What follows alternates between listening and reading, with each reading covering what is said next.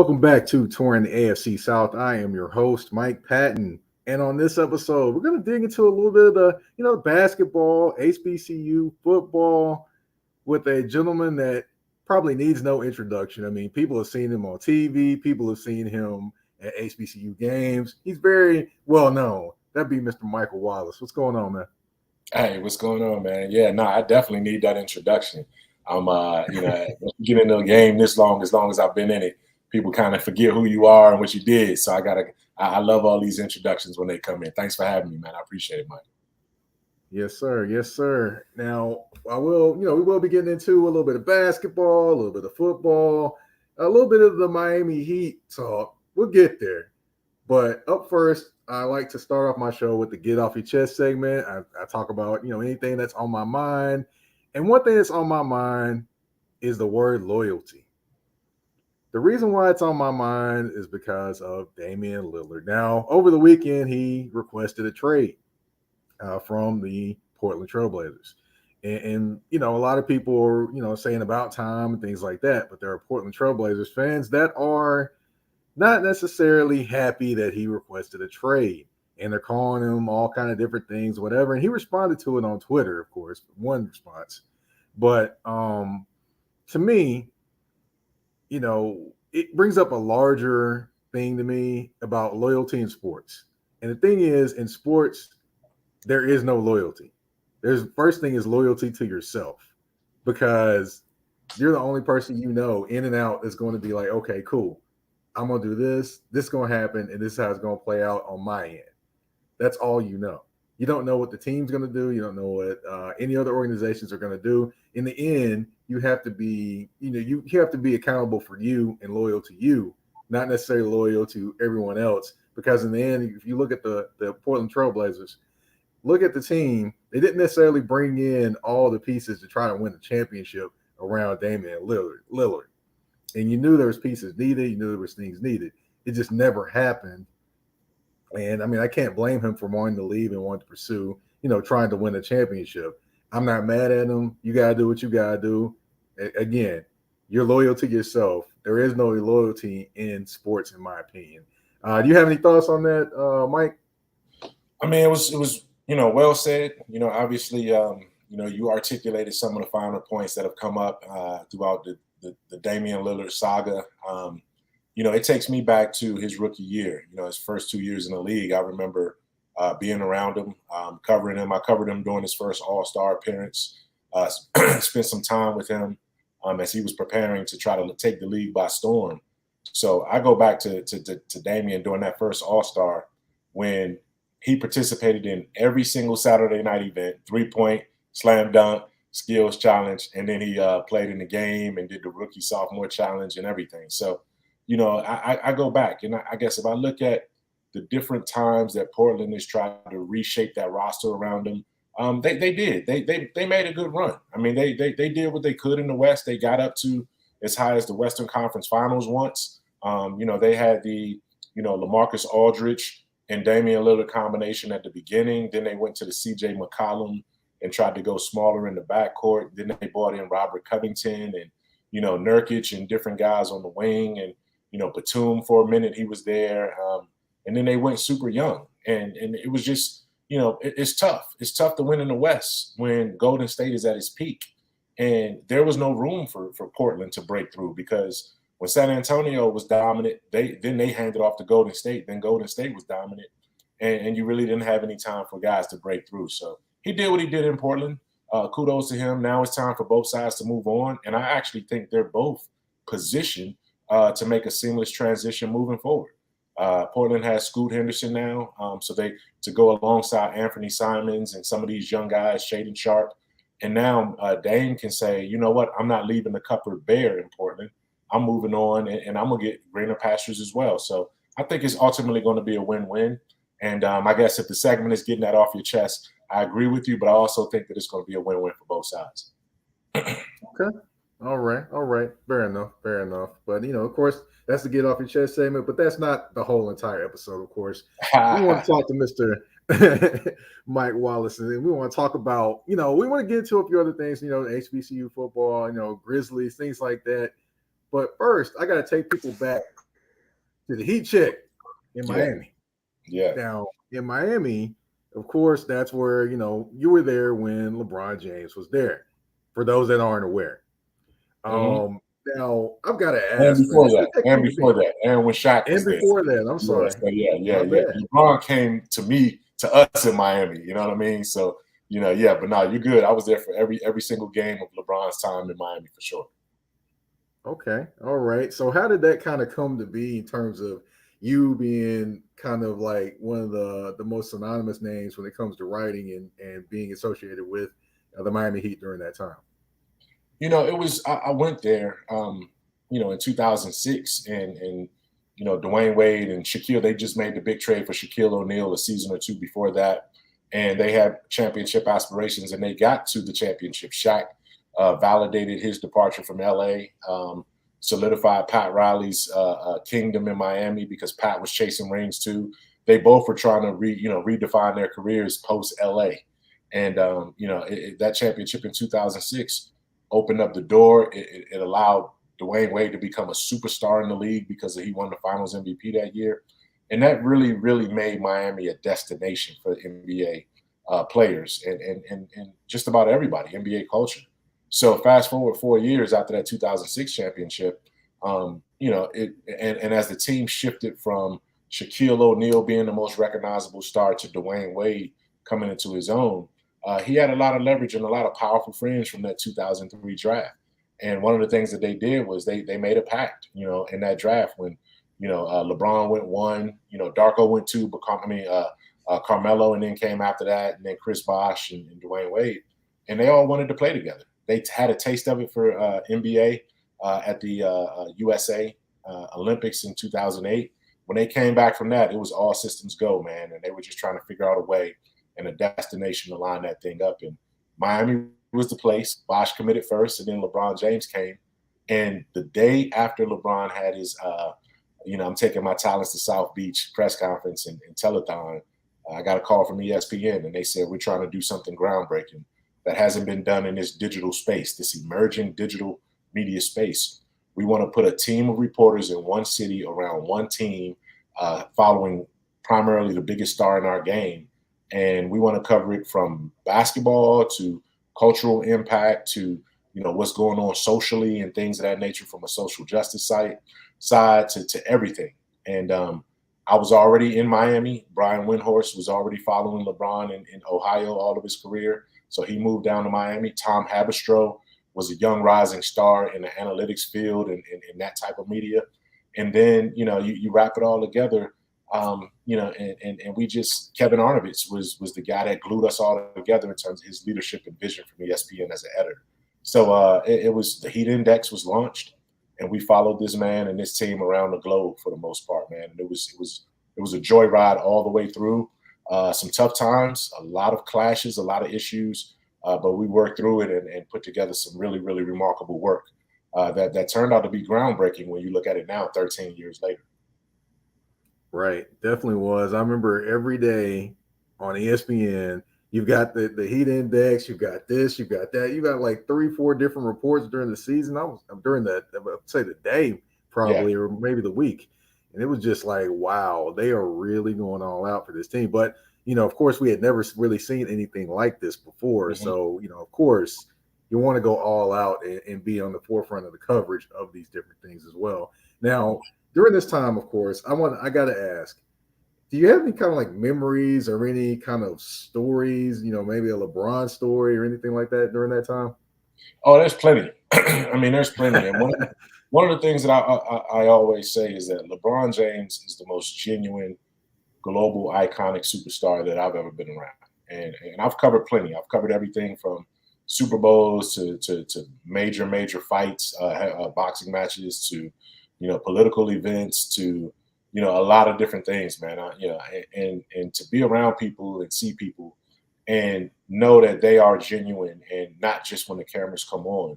I always give LeBron that ultimate respect. I know he catches a lot of flack from people. He's polarizing. Some people love him, some people can't stand him, but he is truly a genuine person. And one thing that quickly comes to mind, I can give you plenty, but the one thing that kind of underscores the LeBron and who he is to me was a game early on when he got to Miami. It was a road game in Detroit, and there was a young man. Detroit was known at that time for being one of the hardest heckling visiting, team road stops in the NBA. So those Detroit fans are passionate. They know the game. They had been through the Bad Boys era. They went through five straight Eastern Conference finals with Chauncey Billups and Rasheed Wallace and Ben Wallace in that group. So they knew their basketball, but they were falling on some hard times immediately after that. But there was this one heckler sitting about 2 rows up from the courtside behind the Heat's bench. And he just kept going at LeBron and going at LeBron. And LeBron would look over at him and kind of smirk and shrug his shoulders. And then the guy made a statement and a comment about LeBron's mother. And, the rumor at that time was, it was silliness, surrounding Delonte West and all of this kind of stuff. And the guy made some comment about, Valentine's Day and Delonte West and LeBron James's mom, which was completely out of line, right? So during a break in action, there was a timeout and they were in a huddle. They break from the huddle. LeBron comes over. I'm at the scores table. So LeBron comes towards me at the scores table, looks over at the fan, and is like, hey, come here for a minute. Let me tell you something. Look, you can say whatever you want to say about me. You can say, hey, you don't like me? Cool, that's fine. I don't like a lot of y'all either. And everybody around this guy was laughing and everything was fun.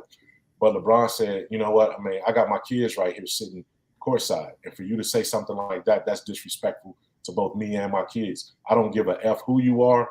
I'm not going to have you removed, but I'm going to tell you right now, as a man, what you're doing is not right. It's wrong. And it's simple as that. So you need to sit down and shut up. And, the guy looked at LeBron and was like, it was a 52-year-old white guy. And immediately after LeBron addressed him like that, the fans that were sitting in that same section looked at the guy and said, he's absolutely right. And it was like they turned on their own guy, their own fan. And to see that in real time, I'm sitting there capturing it. And all of a sudden, for me, the game against the Pistons didn't matter anymore. The fact that LeBron took time, and it was probably 45 seconds, took time to address this fan in a respectful manner, but was real upfront to do that became my story. And how the man never got ejected. The fans, said what they needed to say to the man that was being disrespectful. And then the game went on. And there was no more comment, again, from the guy after that. So that was something that people who watched that game on TV wasn't going to be able to see. Twitter was just starting to, be a big thing. So it wasn't a lot of people tweeting about stuff like that. But I wrote a column about it. And it became one of my most popular columns that I wrote for ESPN's Heat Index early on in LeBron's career. And that basically tells you the kind of guy that he is. And, I know I kind of went long explaining that story, but I think that was an impactful one that obviously a dozen years later sticks with me. And it's one that I go to all the time when I'm asked about LeBron and what it was like covering. Well, hey, take your time and tell us more if you want to. But I definitely thank you for giving us that story. And that's one that everyone would look for a story on the court or in the locker room and things like that. But that story speaks to the man that LeBron James is and the person that he is as well. And I thank you for giving us that story. But we're going to talk about your story and talk about your transition to now, doing the HBCU coverage, doing Memphis Grizzlies coverage. And we are going to talk a little bit of AFC South as well. But first, we got to take a commercial break on Touring the AFC South with your host, Mike Patton. A shift. A shift is something that happens and changes the dynamics. And that's what happened when Garrett Logistics was born. After 10 years as a sales pro in the logistics world of sporting goods, John Garrett decided to pivot to the world of freight and start a brokerage. So you're saying to yourself, why trust Garrett Logistics? Well, Garrett Logistics helps shippers improve overall workflow, along with increased on-time pickup and delivery percentages. Last-minute loads, multi-drop pickups, and more are part of the services with Garrett Logistics. They're available Monday through Friday, 7 a.m. to 6 p.m., and Saturday, 8 a.m. to 12 p.m., all times Central Standard Time. So give them a ring at 615-400-8484. That's 615-400-8484, or you can email them at john@garrettlogistics.co or visit their website at garrettlogistics.co. GarrettLogistics.co. Garrett Logistics, where the motto is, it's not just freight to us, it's your business.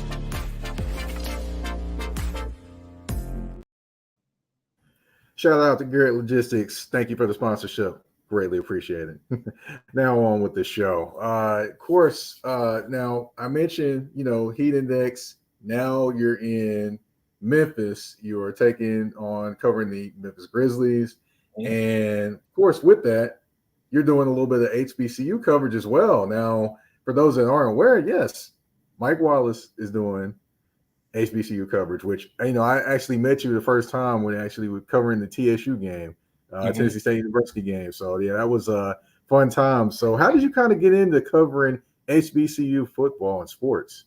Well, that's where I got my start, man. A lot of people may not know that, but, getting into this sports media landscape 6 years ago now, 27, damn.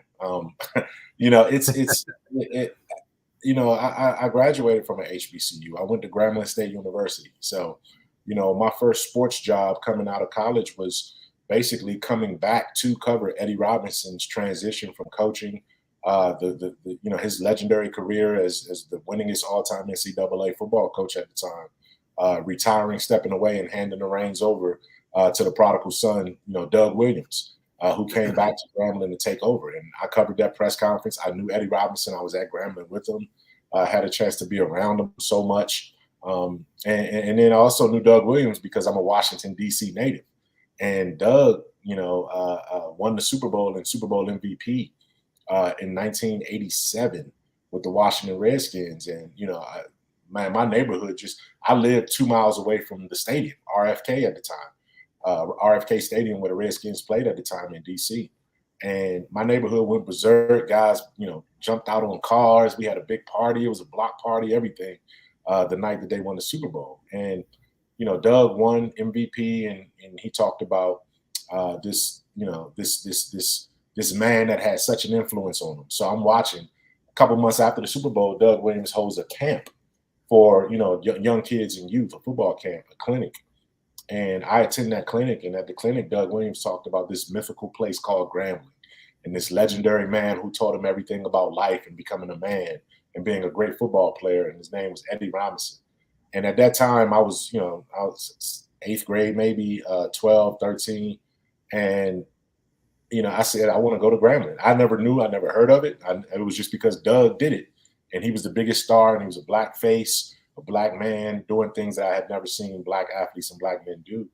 And I wanted to be like that. So Grambling was etched in my head early on. And as I, played basketball and everything in high school and started getting recruited at a small level, Grambling was a school that I visited, on my recruiting visit, went down there on the campus, loved it, and decided to go there. So HBCU has always been in my flesh, in my DNA.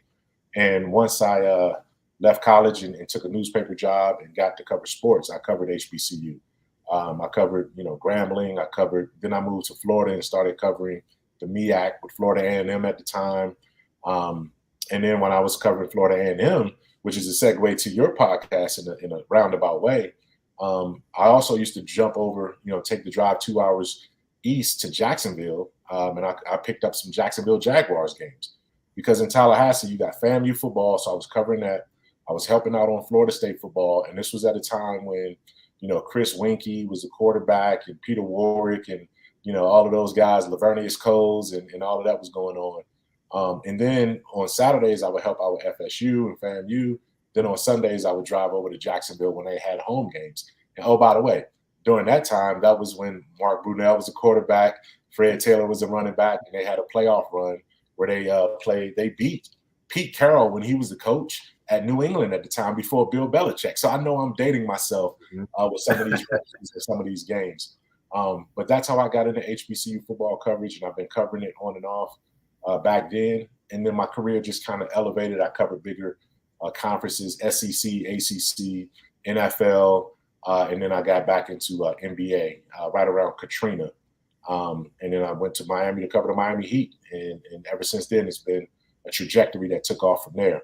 But with Grind City Media, which we began and we launched after I left ESPN, to be sort of the heat index for the Memphis Grizzlies, basically. So we built it to be just like that vehicle that I was coming from. And as part of that, we wanted to leverage our relationship with Memphis.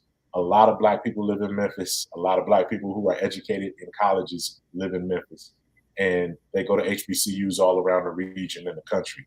So we wanted to tap into that fan base and give them something outside of basketball in addition to basketball to look to. And we started tapping into that, man. And myself and CJ Hurt, under the direction of John Pugliese, my vice president, and Jason Wexler, the visionary president we had, said, let's bring this in and let's do it. So we explored. We have the HBCU huddle every week. Now it's in a video format, so check out grindcitymedia.com and look up the HBCU huddle. Also, we're relaunching our new app. Go to Grind City Media, where you get all your apps from. Look for the Grind City Media app, and you can get the HBCU huddle in addition to all of our coverage from Grind City Media and the Memphis Grizzlies right there. So shameless, yes, sir. To give you the answer to your question.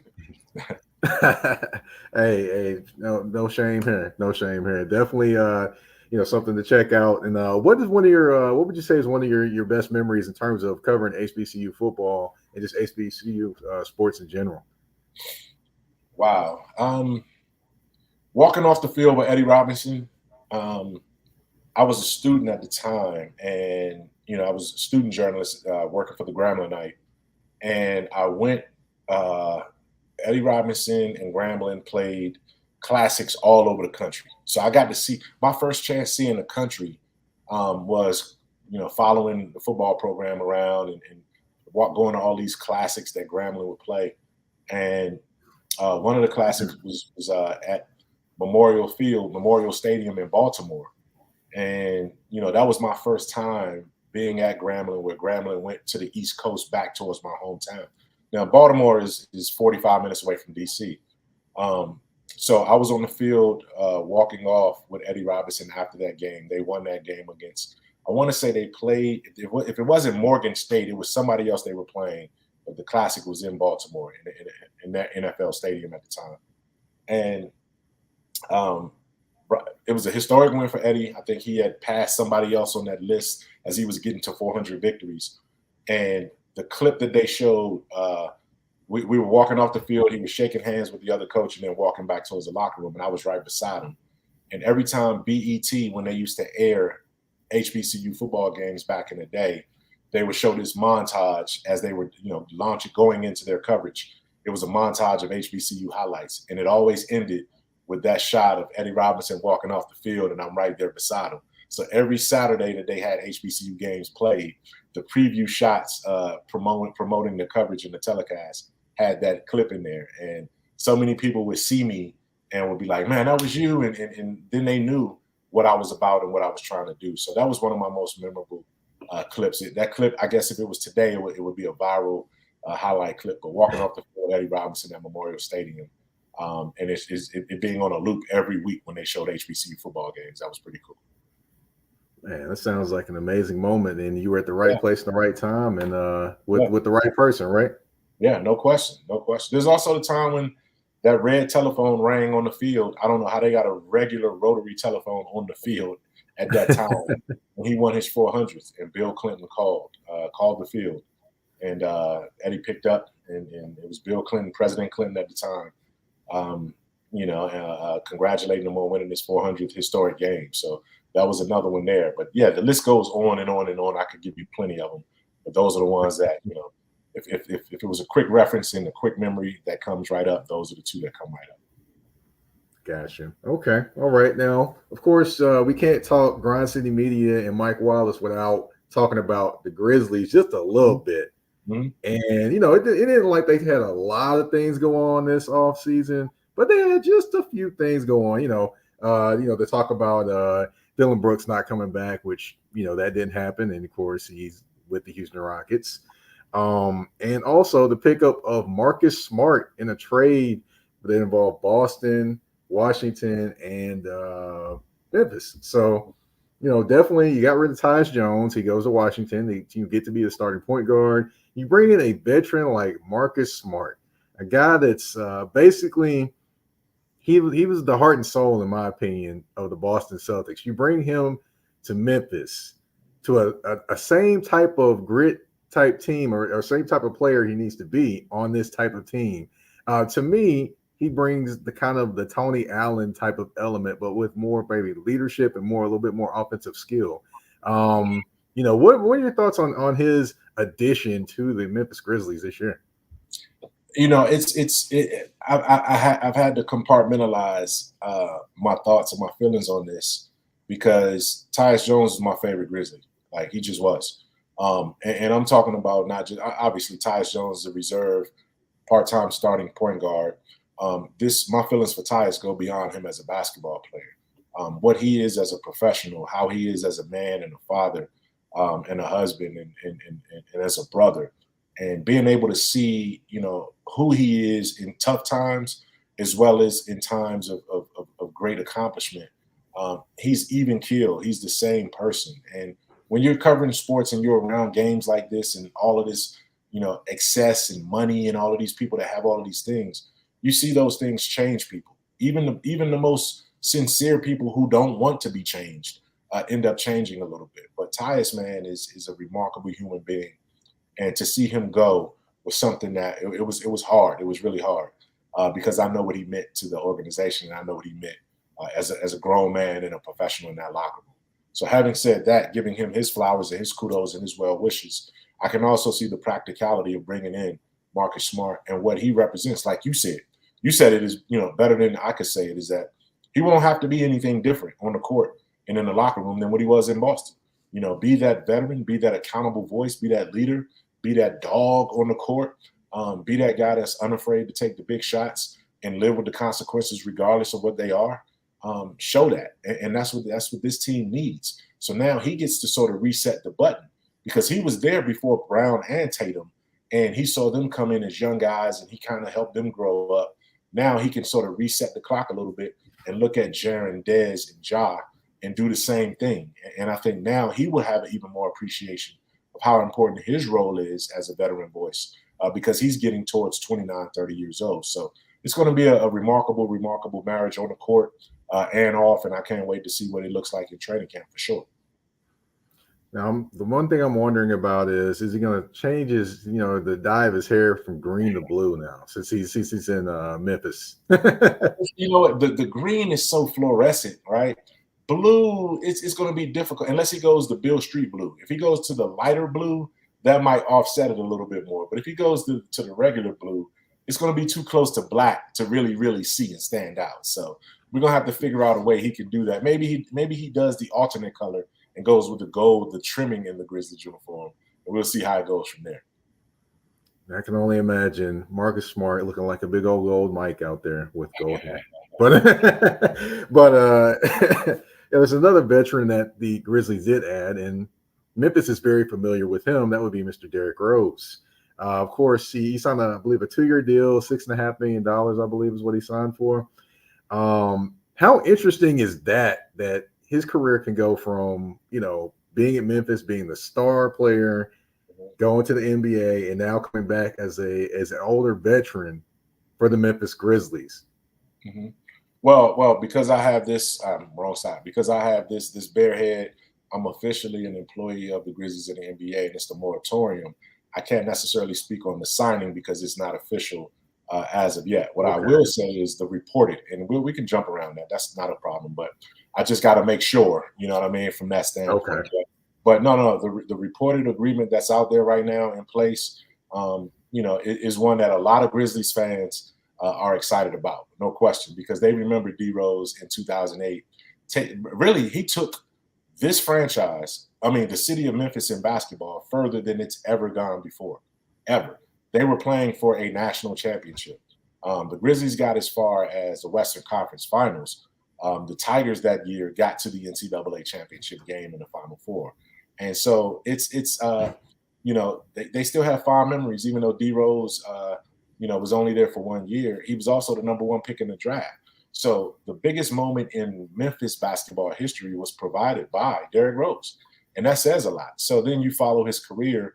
A lot of people from, Memphis and Tennessee and Mississippi and Arkansas are byproducts of Chicago, have relatives in Chicago and vice versa. It's that corridor, that I-55 migration corridor. So people in our area follow Derrick Rose throughout his career. So for him to, be on the verge of making a return at this stage of his career says a lot, man. And he's another veteran voice in the locker room that the fans can rally around, but also the players, because all of these guys were probably young teenagers and even young kids, 8, 9, 10 years old. I'm thinking Jaren Jackson Jr. he'll be 24. Derrick Rose came in the league, 15 years ago. So look at that. That's 9 years old. You know what I mean? These guys were 9 years old when D Rose took the league by storm. And so you looked at basketball and you were like, D Rose was their version of what Michael Jordan was for me and other guys of our generation. So, to be on the court and in the locker room and playing with that guy, that has to be a humbling feeling. And just being able to have that kind of respect and that kind of presence is going to say a lot. And if he has anything left in the tank to help the team, he's going to do that. He tried it with Minnesota. He did it with New York in the last couple of years, and we'll see what he has left. But, if that thing comes to fruition in a few days, and as everyone expects, I'm looking forward to it, man. I'm definitely looking forward to it. Well, it'll definitely be interesting. I've got a few thoughts there, but of course, I'll keep them to myself for right now. We'll talk about them at a later point. Okay. But but yeah, I do have to ask. Of course, we're going to jump over to the AFC South to kind of, I guess, finish off the show. And I want to talk about you mentioned the Jacksonville Jaguars, and they are the hot team in the AFC South. And a lot of people have them winning the division. Now, I'm in Nashville. I think the Titans still have a chance. With you have Derrick Henry, you have defensive players that you've added to the team as well. You've added a little bit more in the offensive line. And, I mean, am I crazy to think that the Tennessee Titans could potentially have a chance, or is it Jacksonville's division to lose? No, I don't think you're crazy at all, man. I think Tennessee's been under some tremendous attrition, to say the least, over the last 3 years. I mean, just roster. Coaching staff is pretty, the head coach is obviously still there, but you've seen the front office turnover and flip a couple of different times now. And with Rand Carthon in position, I'm rooting for him. I was a fan of his father, when his father played in the league, you know what I mean? And so I understand, what this means and how symbolic it is to have an African-American male running your football operations. That right there is everything to me for a team like Tennessee. They've always have been able to have, some strong leadership, on the field and in the front office, one or the other. And now you got it both ways. I do think it's, they're sort of the big brother of the division right now. The last couple of years, they've been the consistent team, sort of towards the top. No one has ever run away from it. Houston has been in the tailspin. They're trying to get themselves back together now, but I think it's going to take some time. Indianapolis, you just got to scratch your head, because how did it unravel so quickly with them? And then they've been in a tailspin over the last 3 or 4 years, ever since, Andrew Luck just up and retired on them. They haven't been able to find their way back. They've had injuries. They've had a lot of issues that have gone on. The coaching staff has been kind of in flux, and now they're hitting the reset button again. So just because of everybody else's issues, you look at Jacksonville and say they're the team that has the upside right now. So it's easy to jump to them. But I still say it's going to be a 2-team race right now. I do think Jacksonville had a promising finish to the season, but I think Tennessee is not going to just back down either. I think they have one more defiant run in them under this current quarterback, running back scenario that you have in Henry and obviously what they're doing with that, the way that they play. But I do think they're going to change up their style in the next year or two. So this might be the last season that we see them play like this. And if they want to open it up a little bit more, they need to open it up, especially when you see how the receivers and A.J. Brown and the Philadelphia 76ers, Philadelphia Eagles did by getting to the Super Bowl. You can't have departures turn out to end up in better positions than they were in Tennessee. That's happening too many times now. Yeah, you're correct. You're correct, and it'll be interesting to see. I mean, especially a guy like Treylon Burks. He's walking around a little bit more swagger this year. He's in better shape. He's not dropping as many passes in camp, and it's going to be interesting to see how that turns out as well. But I want to talk about one other thing in the AFC South, and that's 2 black quarterbacks that are actually new in the division. That would be C.J. Stroud for the Texans and Anthony Richardson for the Indianapolis Colts. Now, both of these quarterbacks, it's interesting how they were talked about.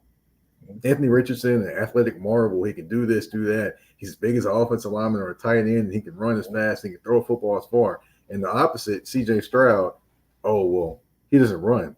He doesn't run. He got criticism for not running. You know, it's kind of interesting as a black quarterback, you're getting criticism for not running and actually not being a quarterback when it was the opposite way around. Ran too much, didn't throw the football. So it's always interesting. And then, you know, what are your thoughts on just the kind of the thoughts that people had about these quarterbacks and the critiques, along with, you know, that fits where they currently are? Well, I like the fact that the criticism is diverse now, right? It's not stereotypical in one bucket, right? It was always, you know, if you were a black quarterback, you had to be a scrambler, a guy that made athletic plays, a guy that had a strong arm but wasn't necessarily accurate, you know, and took a lot of hits and that kind of thing. Now you're seeing black quarterbacks be everything. You know what I mean? You have the cerebral black quarterbacks in Russell Wilson and some of the other guys. You know, you have the athletic guys, you know, in Lamar Jackson. You know, but you have some in between too, in the Patrick Mahomes and Jalen Hurts and all of these kind of different things. So what you're seeing is you're seeing black quarterbacks be pocket passers and dynamic athletes. And that wasn't always the case. We weren't always given the credit for being the broad spectrum of what you needed in your quarterback. So from that standpoint, I take the criticism with a grain of salt, but what's within the criticism, I find a little bit of music now because at least it's a little bit more diverse. You know, with Stroud, it's Houston has so much to do to help him, or they need to do so much to help him. I'm not sure, like I would love to see, like, you know, I remember, and this is taking you way back because I also have, you know, I had a relationship with Steve McNair, you know, throughout his career. And, you know, he was at Alcorn when I was at Grambling. We crossed paths a couple times there in a great way. I'm real good friends with his brother, Fred McNair, who's the coach now at Alcorn State. But I was an intern in San Antonio when the Titans were on the move from Houston, ultimately to Memphis and then to Tennessee. They used to have training camp their last years in Houston in San Antonio. So when I was an intern, a sports reporting intern in San Antonio, I covered the Oilers training camp, and it was Steve McNair's second year and Eddie George's rookie year. So I was at Eddie George's contract signing press conference. Again, that day as well. But like I said, I covered everything, man. But at that time, Chris Chandler was the quarterback for Houston, the Oilers, and McNair had to wait his turn. When Eli got to New York, you know, it was one of those situations where Kurt Warner was the quarterback. Eli had to kind of wait his turn. I kind of wish that Stroud would do that in that situation, and even, you know, up in Indianapolis, Richardson. I want to see a veteran kind of give these guys a red shirt year to at least get their bodies right, get an NFL training regimen underneath them, and all of those things. But when you first just throw these guys out there and expect them to be something, it's tough, man. And when you're playing in a division like the black and blue division AFC South is, it's hard for quarterbacks to look good. That's why it took Trevor Lawrence a couple of years to really look good. And once he found it. And he found it the last 7 games of last year. And he's going to take that momentum moving forward. But, you know, again, it's good to see the diversity among the quarterbacks, and it's going to be interesting. 3 dynamic young quarterbacks in 3 different spots, and then Ryan Tannehill right there in Tennessee. We'll see what happens with him. But it's going to be a 4th one coming in the next year or 2 anyway, because I think Ryan's time is going to end up, you know, running out pretty soon before you know it. That's right. That's right. Well, we're going to take one more quick commercial break, and then we've got a game segment of the show. 5 questions, 2 answers, and 1 choice. That should be fun. On Touring the AFC South with your host, Mike Patton. You ever missed your mom's home-cooked meals? Well, you're not always able to get to those, but you are able to get to H&T's Home Cooking. Established in 2005, Patty Palin and her staff go out 6 days a week to create some of the best home-style meals you can taste, and at a fair price. So if you're in Nashville and you like chicken and dressings, green beans, macaroni and cheese, and other things, stop by H&T's Home Cooking. The address is 2264 Murfreesboro Pike, Nashville, Tennessee 37217. And they are open Monday through Thursday and Sunday, 11 to 6:30, and Friday, 11 to 7. And if you want to order online, of course, the option is available as well at hthomecooking.com, or you can call 615-367-0049. H&T's Home Cooking, food for your soul.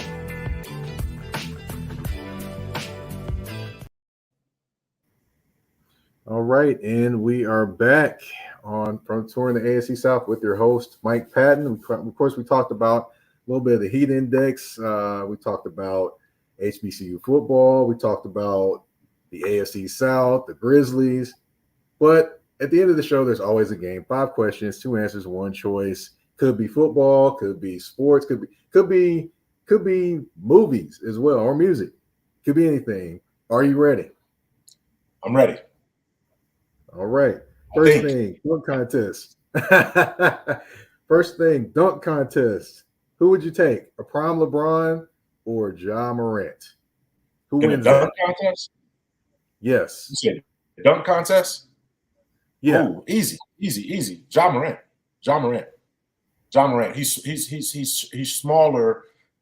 He gets higher up in the air, and his ability to, do different contortions and all those kind of things. Ja Morant will win a dunk contest if he ever entered. LeBron is a little bigger. I go Ja Morant on that one easy. LeBron is a remarkable dunker though, but I would go Ja Morant in a dunk contest. Okay. All right. Let's see. Now I'm gonna take you to DC with this one. See, I ain't know the DC stuff with this one, but I'm gonna take you there to DC. I'm gonna go Bustin' Loose or The Butt. Which song are you taking?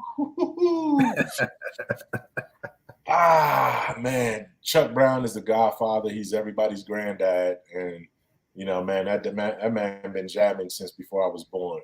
But EU is my contemporary. The Butt came out in school days. I saw that in the movies when it came out, and I grew up not too far from where Huggy Bear and his son lived. Actually, I went to high school with Bear's son, so I'm gonna go to Butt. All right, cool. Now, Nashville or Memphis, which city do you enjoy more? I gotta say Memphis, right? I gotta say Memphis. I'll leave it at that. All right, got you. All right, now I'm going to say this is reported that Derrick Rose. It hadn't officially happened yet, so I'm just going to let everyone know that before I ask this question. All right, Derrick, which one do you see more probable happening? Derrick Rose, a 40-point game, or David Roddy, a 30-point game next season? Ooh. Which one is more likely to happen? D Rose 40, or D Rod 30? I'm gonna go D Rod 30. Okay. Just because I think D Rod will have a chance to have more consistent playing time throughout the course of a season. So D Rod 30. Okay. All right. I got another one for you that you'll find interesting. Boomerang or Beverly Hills Cop? Which Eddie Murphy movie are you taking? Boomerang. Boomerang was Beverly Hills Cop was great. It was a great movie. I've seen all of them. Boomerang was one of my top 5 or 10 movies of all time. I actually see, everything has a story with me, man. Boomerang came out when I was in high school, right? So if you remember the movie poster for Boomerang and what Eddie Murphy wore, I copied that and took it to a stylist and had them design my prom tux to look just like Eddie Murphy's tux in the Boomerang poster. So I had the gold bow tie and the black tux, man. So that was my look for one of the 2 proms I went to as a senior in high school. There you go. Yeah. There you go. Hey, not just 1 prom, 2. Okay. Yeah, 2. Yeah. All right. So that is 5 questions, 2 answers, and 1 choice. You're off the hot seat. That is the end of the show. I want to thank you for coming on. And if you want to, go ahead and tell everyone where they can find you on social media and what all things you are working on. Yes, man. Well, like I said, right now as we speak, I'm in Salt Lake City for the Salt Lake City Summer League, 4-team Summer League here where the Memphis Grizzlies are playing. And then right after this, they go to Las Vegas. I won't be going to Las Vegas, but Las Vegas is the 30-team big time Las Vegas tournament as well, Summer League. So you can catch all of our work, grindcitymedia.com, HBCU Huddle, where we're doing football as well. Odds Couple, where we talk about the Titans a whole lot. We have Teresa Walker come on every week on Grind City Media to talk about the Titans and everything as well, too, and the AFC. But find all of our work at grindcitymedia.com, on social channels at Grind City Media, and download the Grind City Media app wherever you download your apps. We got a new and a lot of great content coming to the app, and some chances to win some prizes as well at the new Grind City Media app. All right, I'll take a note of follow that. me at my mic check too.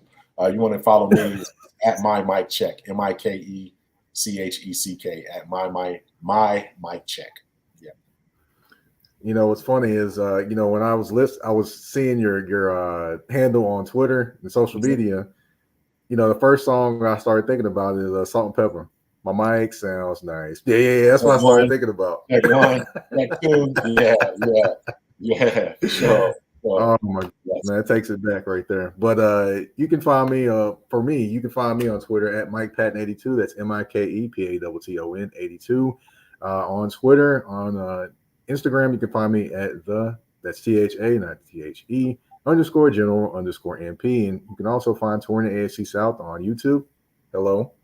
And you can also find me on, you can find Touring the AFC South on Spotify, Apple Podcasts, Google Podcasts, and wherever you listen to podcasts, you can find it. Go ahead and like, subscribe, comment, you know, whatever. Share it with somebody that you know that may like a football or sports podcast. Thank you in advance. And thank you, everyone, for listening and tuning in to Touring the AFC South with your host, Mike Patton. We're out.